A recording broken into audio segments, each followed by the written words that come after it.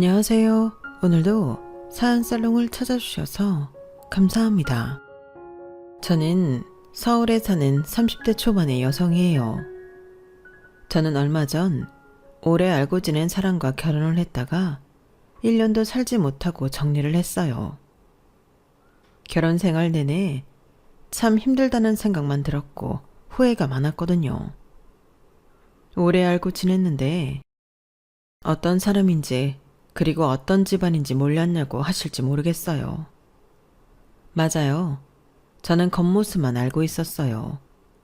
그 사람들의 진짜 모습을 점점 알게 되며 한마디로 현타가 온 건데요. 지금부터 차근차근 제가 겪은 일을 이야기해 볼게요. 남편과 저는 같은 대학에 같은 동아리에 있었어요. 학교 다닐 때는 친한 동아리 친구 정도였어요. 졸업하고 제가 잠깐 해외에 연수를 다녀오는 동안에도 다른 친구들과 함께 연락을 주고받았었고요. 그러다가 사귀게 된 건 남편이 취직을 하고 몇 달 지나서부터였어요. 저는 2년 전 취직해서 먼저 회사를 다니고 있었죠. 취직했다고 친구들 불러 술 한잔 산다고 해서 만났는데 남편 회사가 저희 회사랑 같은 지역에 있더라고요. 야, 혜영이 이제 자주 볼 수 있겠는데? 물론 네가 만나줘야 되는 거지만. 뭐 서로 시간 맞으면 만나는 거지. 만나주고 말고가 뭐 있냐? 연락해. 가끔 저녁이나 같이 먹자. 워낙 오랜 친구 느낌이라 편하게 만나 같이 영화도 보고 전시회도 보고 그렇게 놀다가 사귀게 되었어요. 동아리 친구들은 저희가 결국 사귀게 될 줄 알았다나요?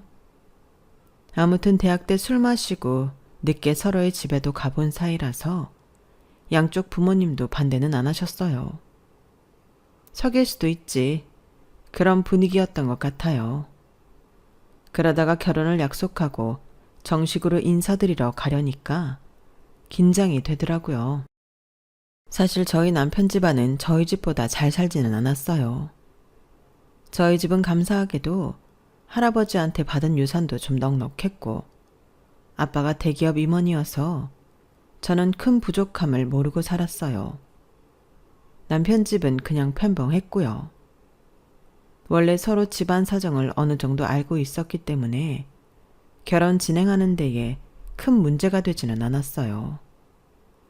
아무튼 저는 긴장을 하고 인사를 하러 갔지만 시어머니는 그전하고 다름없이 저를 대해주셨어요. 시누이는 약간 까탈을 부리기는 했죠. 이제 나한테 깍듯하게 형님이라고 불러야 돼. 전처럼 편하게 언니 하지도 말고. 혜영이 너 가끔 나한테 반말 섞어서 말하고 그랬지? 이제 그런 것도 안 되는 거야. 안수가, 네가 시어머니니? 내가 시어머니야. 네가 시어머니 노릇한다. 엄마, 이런 건 처음부터 확실하게 해둬야 나중에 감정 안 상하는 거야. 집안 서열 문제는 똑바로 해야지. 아우, 얘도 내 딸이지만 별나다 정말. 아직 결혼한 것도 아닌데 말이야. 내가 결혼해보니까 이렇게 하는 게 낫겠더라고. 혜영이 너 기분 나쁜 거 아니지? 저는 괜찮아요, 언니. 아니, 형님. 말씀대로 호칭이나 서열은 확실하게 해야 나중에 서로 기분 상하지 않는 거 맞는 것 같아요. 지금부터 형님이라고 부를게요.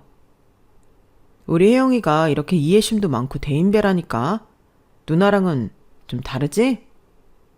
하유, 발사부터 우리 혜영이 이러면서 편드니? 그래, 남편이 마누라 편 좀 들어줘야지. 그래야 여자는 든든하더라. 시누이는 입을 삐죽대며 곱게 저를 흘겨보며 말했어요. 저는 남편이 저를 축혀 세워주는 것 같아 은근 고맙기까지 했고요. 그런데요, 저한테 이해심 많다 대인배다 하는 게 전부 밑밥이었더라고요. 어떤 일인지는 조금만 더 들어보시면 나을 거예요. 누구나 그렇겠지만 저희 역시 결혼 준비하며 가장 고민했던 건 집 문제였어요. 다른 건 크게 걸리는 게 없었고 혼수나 살림도 남편이 모아놓은 돈을 기준으로 그 수준에 맞춰서 하기로 했거든요. 친정 부모님은 하나뿐인 딸 시집 보내면서 마음대로 해주지 못하고 많이 받지도 못한다고 좀 섭섭하다고 말씀은 하셨어요. 하지만 애초에 저희끼리 알아서 하기로 했던 거라 이해해 주셨어요. 집 문제는 남편이 모아놓은 돈이 많지 않아서 저희 직장하고 너무 먼 데에 얻어야 하는 게 문제였어요. 거기서 좀 부딪혔죠. 혜영아, 아무래도 신혼집은 우리 본가 쪽에 얻는 게 좋을 것 같아. 거기가 집값이 그나마 싼 동네잖아. 우리 집에서 버스로 한 10분 정도 가면 되는 데에 아파트 단지 있거든. 거기 신혼부부들 제법 살더라고. 다 좋은데 그러면 우리 출퇴근하는데 무려 3시간 반이야. 길 막히면 더 걸릴 수도 있어. 어쩌다 나가는 거면 모르지만 일주일에 최소 5번은 왔다 갔다 해야 되는데 길에서 지친다고. 근데 우리가 돈이 안 되잖아. 우리 집은 보태줄 형편도 안 되고. 남편 집은 시아버지가 10여 년 전 돌아가셨는데 그때부터 조금씩 더 상황이 안 좋아졌다고 했어요. 물론 시어머니 연금도 나오고 집이 있어서 궁한 건 아니었지만 여유가 있는 건 아니라는 거죠. 거기서 처음으로 막막함을 느꼈어요. 제가 집 문제로 며칠씩 고민을 하자 결국 아빠가 집을 해주겠다고 하셨어요. 네 오빠 해주려고 했던 집인데 걔는 뭐 외국에서 올 생각을 안 하고 있잖냐. 오더라도 앞으로 10년은 더 있다 오겠다고 하니까 네가 부담 갖지 말고 받았으면 좋겠다. 대신 집 명의는 너 단독으로 하고. 아빠 말대로 하자 혜영아. 나 하나밖에 없는 딸 결혼시키면서 돈 부족하다고 집도 제대로 장만 못하는 거 보고 있으라는 거니? 돈이 없으면 몰라도 있는데 보고만 있는 것도 못할 짓이다. 너 그것도 불효야. 결국 저는 엄마 아빠가 강하게 밀어붙이는 통에 집을 받기로 했어요. 남편은 미안하다고는 하면서 표정이 아주 밝아지더군요. 그럴 수밖에요. 엄청 오래 걸려서 출퇴근할 뻔했는데 자가용으로 30분이면 가는 거리에 집을 얻었으니까요. 남편은 시어머니와 함께 자기가 한 몫의 신혼가구를 산다고 했어요.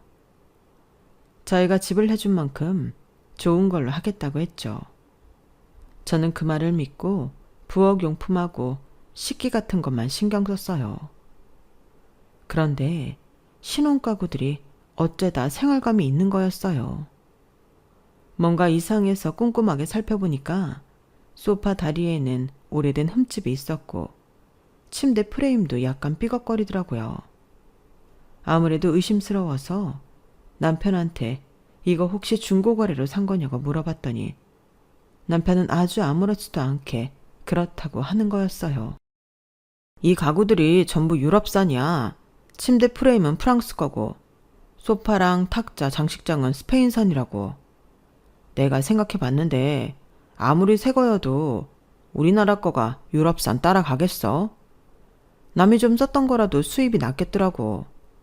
내가 정말 좋은 가구를 하고 싶다니까 엄마가 알아봐 주신 거야. 나는 생각이 좀 다른데? 아무리 외국 거가 좋다고 해도 남이 쓰던 중고로 신혼생활을 시작한다고? 차라리 국산 새 제품으로 하는 게 낫다고 봐. 이거 물릴 수는 없는 거야? 물린다고? 그거 찾는다고 엄마 꽤나 신경 쓰셨는데 그것도 좀 아니지 않나? 네가 정 마음에 안 들면 우리 엄마랑 누나한테는 말하지 말고 알아서 바꾸든지 해. 나 엄마 마음 상하게 하고 싶지 않아. 마음이 상한 건 진수 너 아니야? 네가 기분 나쁜 것 같은데?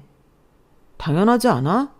나도 생각해서 고른 건데 네가 무조건 중고라고 안 좋아하잖아. 남이 쓰던 걸로 신혼생활하면 안 된다는 법이라도 있나? 남이 쓰던 건 나쁘다는 생각도 편견이야.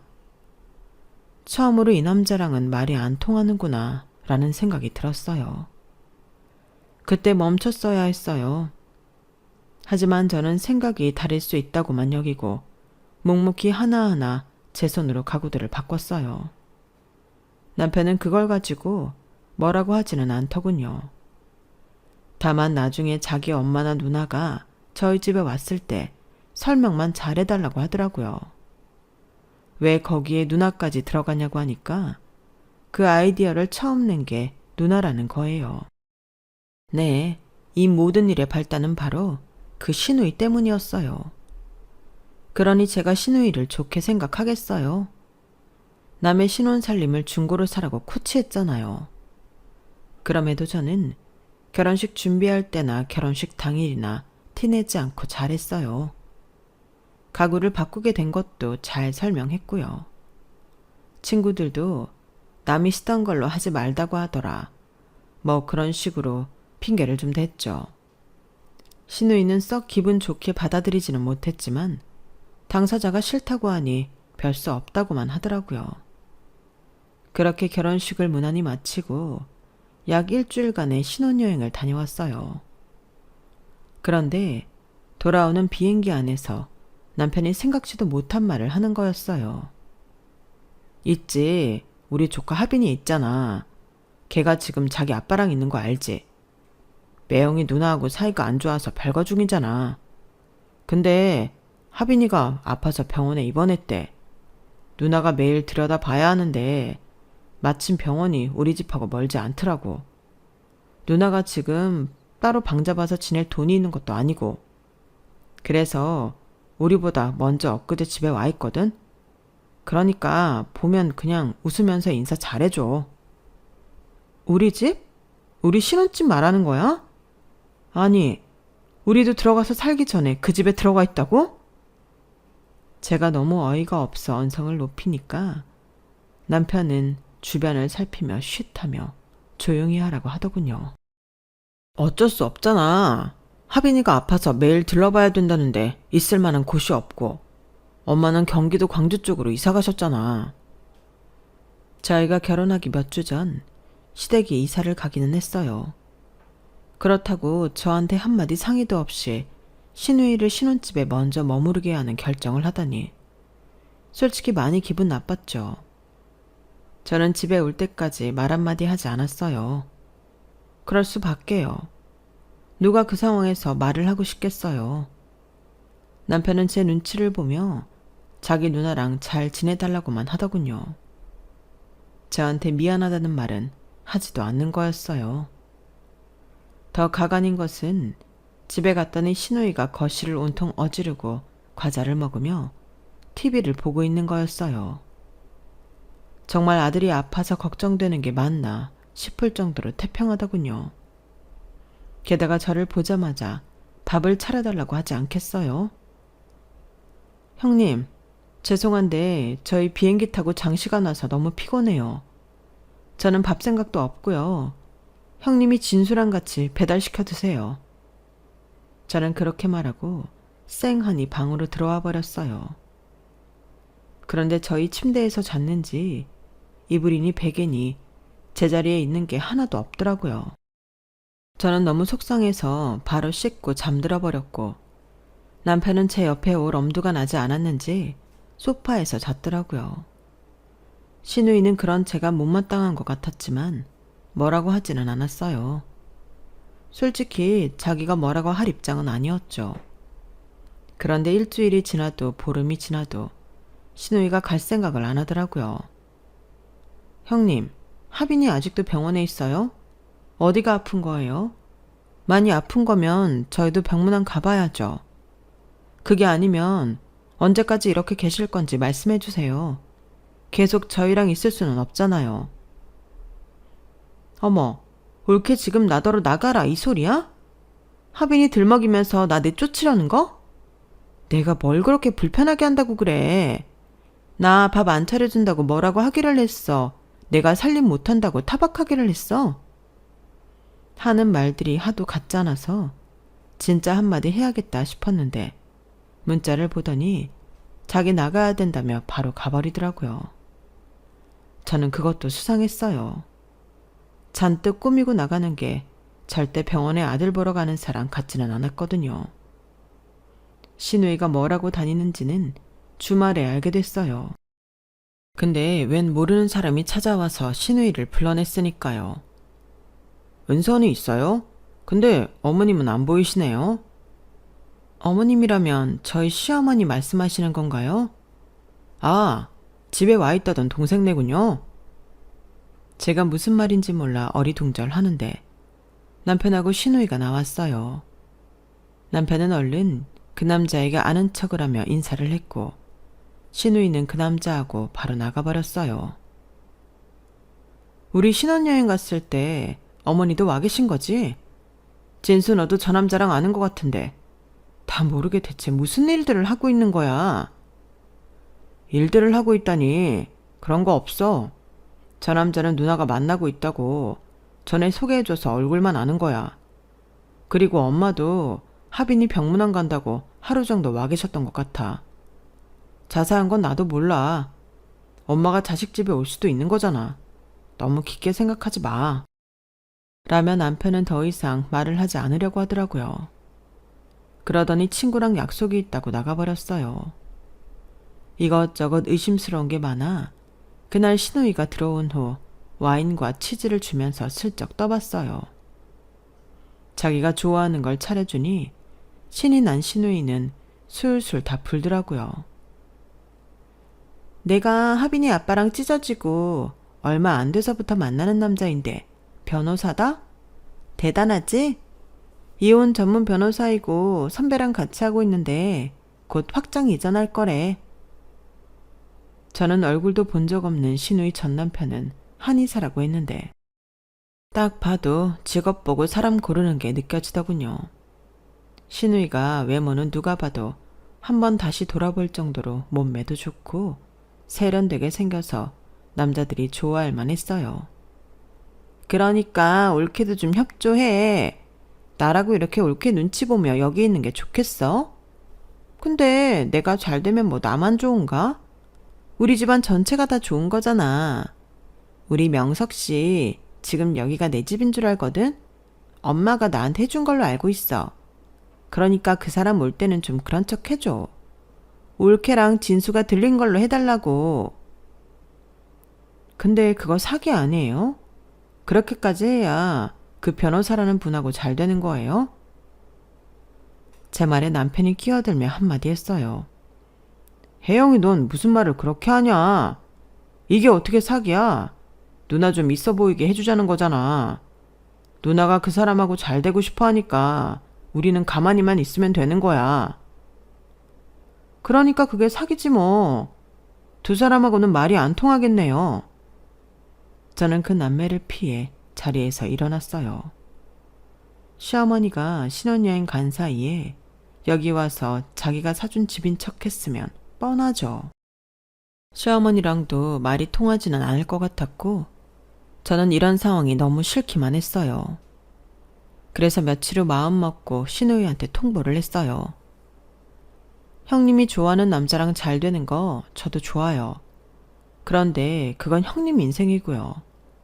저는 사실 제가 신혼 첫날부터 이렇게 시댁 식구하고 같이 살아야 된다고는 생각도 못 해봤어요. 여기는 엄연히 제 집이고요. 저는 남편하고 단둘이 오롯이 신혼생활 만끽하고 싶거든요. 저의 그런 바람이 욕심인가요? 다들 그렇게 하잖아요, 형님. 지금 저희 집에 2달 가까이 지내고 있어요. 하빈이 아파서 왔다고 하셨는데 형님, 하빈이는 신경도 안 쓰시는 것 같고요. 그러니까 이제 슬슬 가주셨으면 해요. 여기로 남자친구 부르실 생각 있으시면 그날만 오시면 되고요. 제가 그 정도는 협조해 드릴게요. 제가 딱 부러지게 말하자 신우이도 남편도 말을 못하고 서로 얼굴만 쳐다보더라고요. 저는 대체 이 남매가 무슨 꿍꿍이인지도 알 수 없었어요. 제가 정말 오랜 친구로 알고 지냈고 그러다가 너무 좋아서 결혼한 남자인데 이런 면이 있을 줄은 꿈에도 몰랐고요. 그런데 바로 다음 날 시어머니가 찾아왔어요. 예, 나 여기 며칠 있다 가려고 한다. 하빈이는 잘 치료받고 회복해서 학교 잘 다닌다더라. 그래도 손주 얼굴 한번 봐야지. 그리고 우리 은선이 입을 옷도 좀 사주고 남자친구도 보려고 해. 아니요, 어머니. 형님하고 같이 가주세요. 저희 집이 여관도 호텔도 아니고요. 그렇게 오래 지내시는 거 저 불편해요. 제가 어머니한테 인사드리러 안 가는 것도 아니잖아요. 그리고 이 집, 제 명의의 제 집이에요.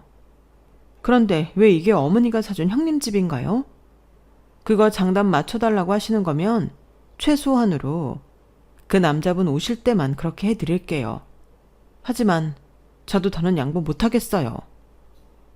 예, 우리 은선이 결혼할 때까지만이라도 좀 네가 참아줄 수 있는 거 아니야?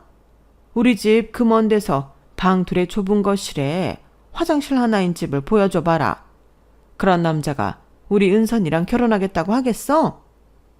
그러니까 최소한의 협조 해드리겠다고 하잖아요.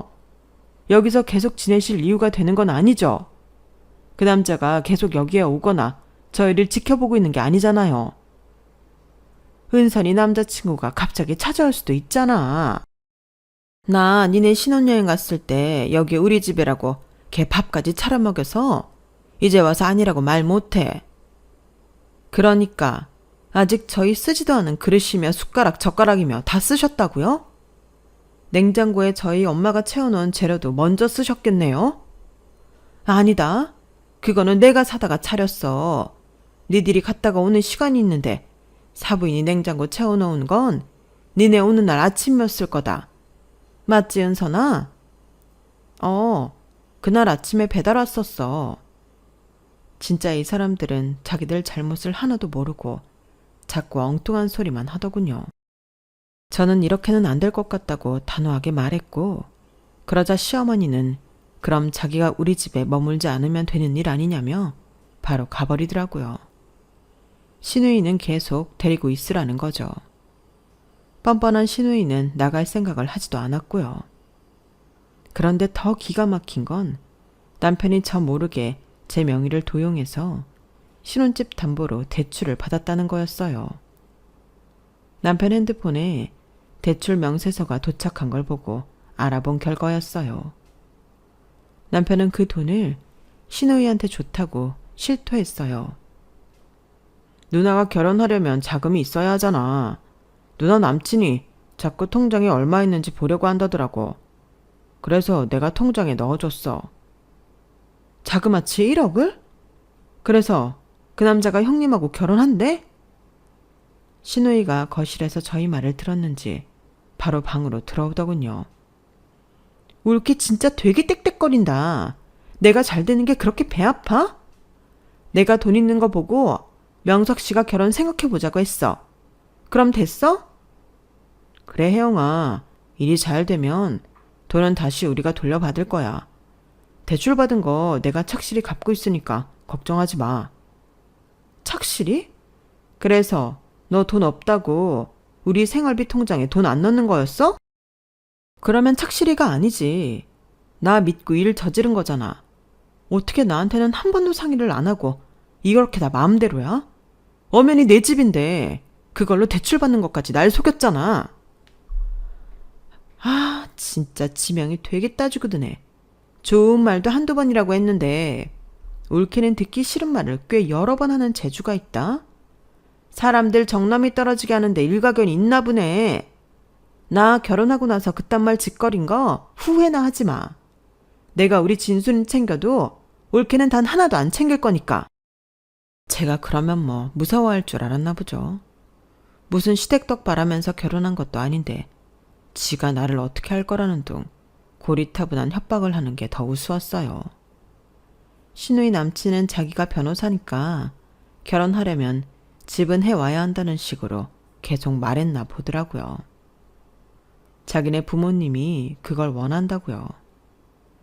집 해줄 형편만 되면 다른 건 크게 따지지 않는다고 하니 시누이가 그 말에 눈이 뒤집어진 거였어요. 거기에 시어머니 그리고 남편까지 장단을 맞추고 있는 거였고 저는 본의 아니게 휘말려들어서 이런 피해를 보고 있는 중이었네요. 서울 강남하고 멀지 않은 데에 자기 아파트를 갖고 있고 돈도 있는 행세를 해서 일단 결혼부터 하고 보겠다는 속셈인 거였죠. 그런데 보니까 신우이가 그 돈 1억을 그대로 갖고 있는 게 아니라 2천만 원을 썼더라고요. 남친한테 선물을 해줬다나요? 저는 그 말에 완전 열이 받아서 다 당장 관두고 이 집에서도 나가라고 했어요. 그러자 신우이가 완전 발끈하더라고요. 올케 진짜 못됐다. 아주 나가라는 말이 입에 붙었구나. 무슨 가족이 이래? 명석 씨 나랑 결혼할 것 같아. 그러니까 올케가 싫어도 좀 참아야겠어. 그래 혜영아, 너 너무 야박하게 구는 것 같아. 우리 집에 왜 그래? 네가 좀 가진 게 많다고 이런 식으로 해야겠어? 누나 곧 결혼한다잖아. 결혼하겠다고 정확히 말했어? 그랬냐고. 생각해 본다고 했다잖아. 그 정도면 게임 끝이지. 남자는 자기가 좋아하지 않는 여자 안 만나. 그리고 2천만 원? 걱정하지 마. 결혼만 하면 명석이 형 돈으로 다 갚게 될 텐데 뭘 그걸 갖고 그렇게 파르르 떠냐. 그 순간 제가 사람을 잘못 봐도 단단히 잘못 봤구나 싶었어요. 남매가, 아니 시어머니까지 셋이 어찌나 똑같은지 황당하기 그지 없었어요. 저는 돈이 많고 적고가 사람을 이상하게 만든다고 생각하지 않아요. 돈이 많은 사람 중에도 이상한 사람이 좀 많아요.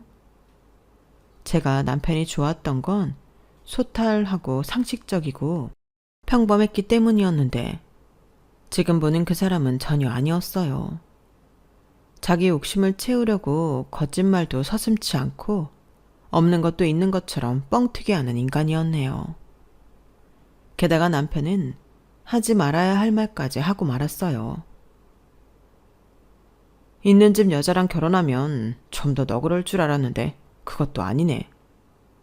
이 사람은 다 속내가 있어서 나랑 결혼하자고 한 거였구나. 그 생각이 드니 더는 안 참을 수가 없었어요. 저는 안 나가면 경비원, 아니 경찰까지 부르겠다고 악을 썼고 남편과 신우짐을 현관 밖으로 막 집어 던졌어요. 제가 난리를 치니 두 사람은 어쩔 수 없이 밖으로 나갔고요. 그런데 한 30분도 안 돼서 신우이가 현관 비밀번호를 열고 들어오는 거였어요. 내일 명석씨 올 것 같은데 갈 데도 없고 나는 여기 있을래. 진수는 친구네로 갔는데 너무 그러지 마. 나는 여기 있어야겠어. 우리 엄마 나 명석씨랑 결혼한 것만 바라고 나한테 새 차도 뽑아주셨어. 벤츠에서 제일 잘 나가는 걸로. 나 그거 명석씨 줬단 말이야. 그래서 나랑 결혼도 더 생각하는 것 같아. 우리가 왜 경기도 광주에서 더 외딴 곳까지 들어가는 대로 이사를 갔겠어? 엄마가 차 때문에 돈 빼느라 그런 거야. 저희 결혼할 때 친정에서 다 해주는 걸 보면서 입 싹 닫고 한마디 안 하더니 신우이 변호사 남편 얻어야 된다니까 집까지 빼서 돈 마련해 외제차 샀다는 거죠. 그런데 그날 시어머니는 저한테 전화를 해서 더 말 같지도 않은 소리만 했어요. 남편이 제가 대출받은 거며 신우이가 그 돈을 쓴 걸 다 알았다고 말했나 보더라고요. 그래서 자기 쫓겨났다고요. 얘, 니네 돈도 많으면서 그깟 2천만 원 갖고 뭘 그러냐? 우리 은선이가 그 돈 어떻게 할까봐 너 그러니? 얘, 정 안 되겠으면 친정에 말해서 갚으면 되잖아. 돈 많은 친정 뒀다가 뭐 하려고 그래? 돈 가지고 사람 너무 섭섭하게 하는 거 아니야. 변호사가 집안에 들어와 봐라. 집안 격이 달라지는 거야. 저는 그게 이 사람들의 진짜 속내라는 생각이 들었어요.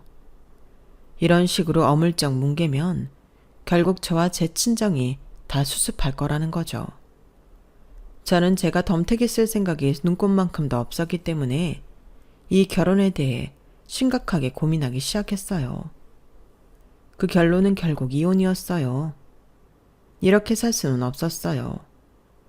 신혼 초부터 산산조각난 제 생활하며 제가 쓰지도 않은 돈 때문에 고민해야 된다는 게 말도 안 되니까요.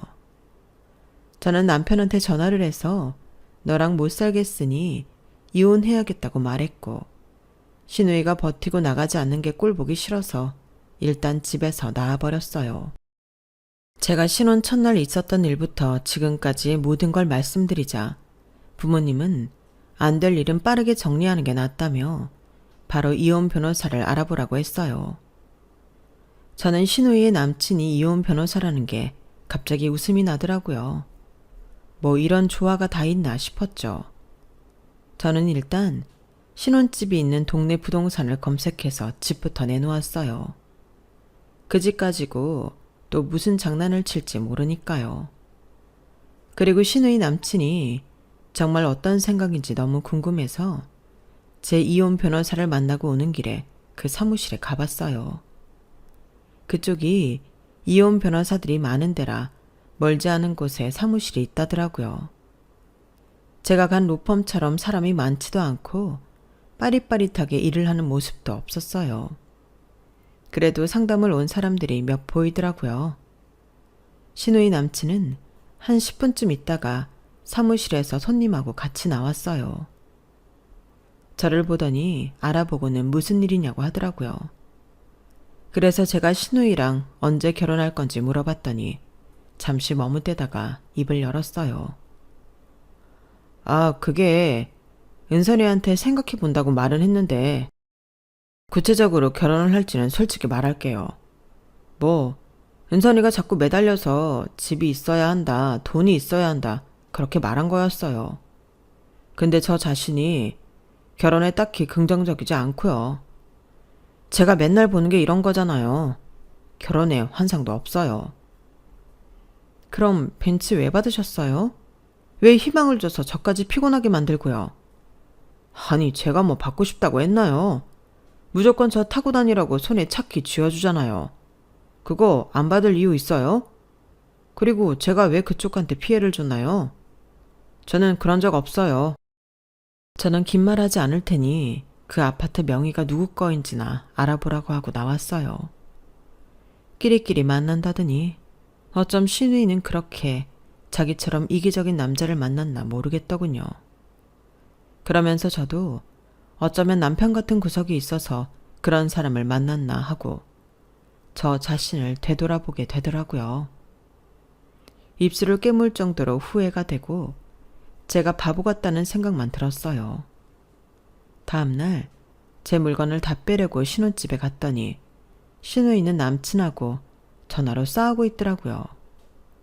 보니까 헤어지자는 말을 하는 것 같았어요. 신우이는 이제 와서 왜 헤어지자고 하냐며 자기가 여기에 들인 게 얼마인 줄이나 아냐고 소리를 지르더라고요. 그러더니 남친이 하는 말을 듣고 얼굴이 굳어졌어요. 제가 짐을 챙겨 나오자 바로 저한테 따지더라고요. 이 집 올킬 거라고 말했어? 명석 씨한테 말했냐고! 아니요. 혹시 그 사람이 제가 말했다고 해요? 그래요? 아니, 그건 아니고 명의를 알아봤다는데 그런 거 알아보라고 한 거 아니지? 저는 아무 말도 하지 않고 집을 나왔고 그날 저녁에 시어머니한테서 전화가 왔어요. 예, 너는 남편하고 싸웠다고 그렇게 친정으로 가버리면 어떡하니? 그런 거 버릇되면 얼마나 안 좋은 줄 알아? 당장 집에 들어가. 이게 뭐 하는 짓이냐? 저 더는 같이 안 살 건데 못하러 가요?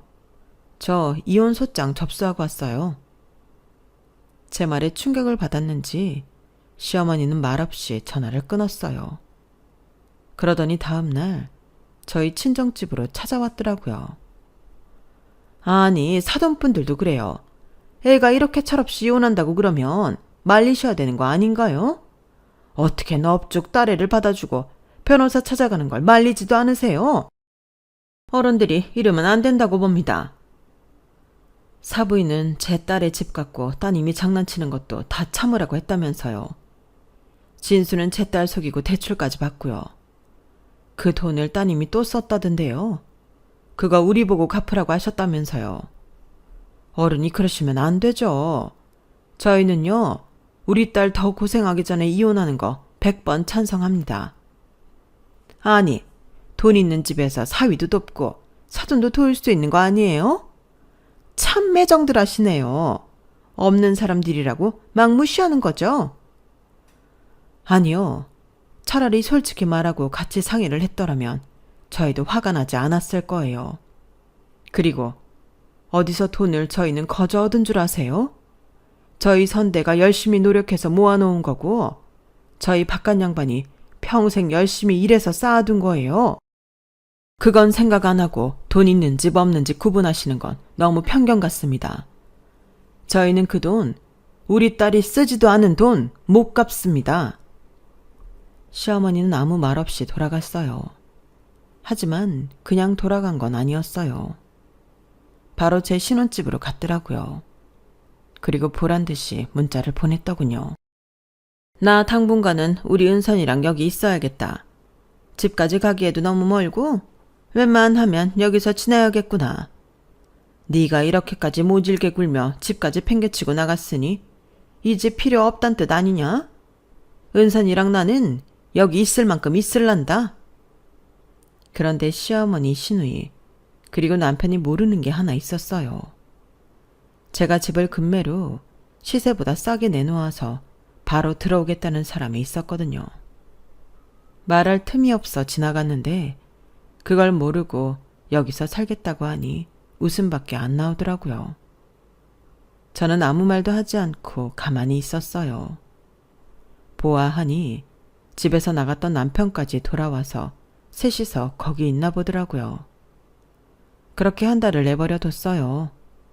어차피 한 달 후면 그 집주인이 이사 들어올 예정이었으니까요. 그리고 한 달이 지나고 제 핸드폰이 불이 나게 전화가 오더군요. 남편의 시어머니 시누이까지. 제가 전화를 안 받으니까 남편이 저를 직접 찾아왔어요. 야, 너 이거 뭐야? 그 집에 누가 이사 들어온다면서 안 나갔다고 뭐라고 하던데? 그래서 내가 짐 다 뺄 사람 보내겠다고 했어. 사람 안 갔어? 너 왜 그 집 팔렸는데 말도 안 하고 있었어? 우리 매기라고 한 거지. 너네는 나한테 언제 말 한마디 했어? 나한테 말하고 일 다 저질렀냐고. 근데 내 집 파는데 내가 왜 얘기해줘야 돼? 애초에 자기 집도 아닌 데에서 자기네 것처럼 하고 산 사람들이 문제 아니야? 나한테 더 따질 거야? 그럼 경찰서 갈까? 변호사 부를까? 누가 맞다고 하는지 볼래? 제 말에 남편은 아무 말도 못하고 씩씩거리다가 돌아갔어요. 세 사람은 어쩔 수 없이 그 집에서 나와 멀리 떨어진 자기네 집으로 갔다고 하네요. 그리고 그 다음부터는 저더러 이혼만은 하지 말자며 사정하는 문자가 오기 시작했어요. 저는 시댁 식구들 번호를 전부 차단해버렸고 6개월 후 저희 승소로 이혼 소송은 끝이 났어요. 시누이는 벤츠차를 남자한테서 돌려받으려고 꽤나 애를 썼나 본데 시누이가 안 받겠다는 걸 주는 걸 본 사람이 있었고 그렇게 받은 선물은 당사자가 돌려주기 싫다고 하면 안 돌려줘도 되나 보더라고요. 그래서 결국 못 받고 끝나버렸다고 해요. 남편은 대출금을 갚느라 오지게 고생하고 있다고 하던데 저랑은 이미 끝난 일이라 신경 끄고 살아요. 정말이지 다시는 결혼하고 싶지 않을 정도로 치가 떨리는 사람들이었어요. 여러분은 이런 사람들과 계속 살 수 있으실까요? 이제 겨우 마음을 진정시키고 있는 저에게 따뜻한 위로의 말씀 해주시면 좋겠네요. 그럼 끝까지 들어주신 분들 모두 감사드리고 매일 행복하시길 바랄게요. 여러분, 사연 댓글에 응원과 현명한 조언 부탁드려요. 좋아요와 구독은 저에게 큰 힘이 됩니다. 오늘도 좋은 일 가득하세요.